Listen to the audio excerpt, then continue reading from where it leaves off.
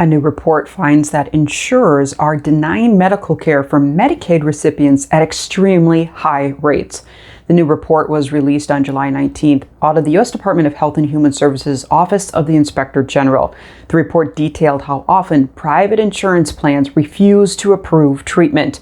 Major companies overseeing Medicaid patients' health frequently rejected doctors' requests for approval of treatments and procedures.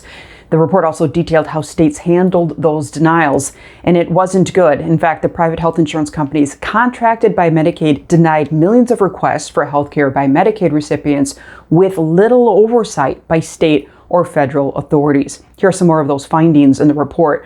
They said private insurers all operated Medicaid plans that deny prior authorizations at a rate above 25% in 2019. Of the 115 managed care organizations reviewed, 12 had over 25% denials. The 2.7 million Medicaid recipients impacted were enrolled in these plans.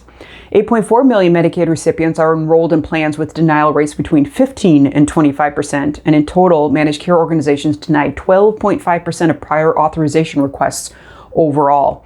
Of the 82 million Medicaid enrollees, 72% are enrolled in a managed care organization, which makes this a particular concern. 50% of managed care organization members are people of color with low incomes. The Office of the Inspector General suggests these practices produce problems like access problems, skipped care, and higher prices for everyone.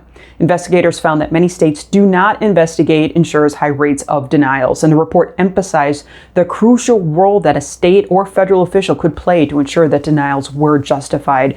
And they gave the statement, people of color and people with lower incomes are at an increased risk of receiving low-quality health care and experiencing poor health outcomes, which makes ensuring access to care particularly critical for the Medicaid population. So the Office of Inspector General issued some guidance. They said require states to regularly review the appropriateness of a sample of managed care organization prior authorization denials.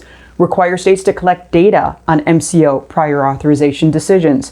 Issue guidance to states on the use of MCO prior authorization data for oversight.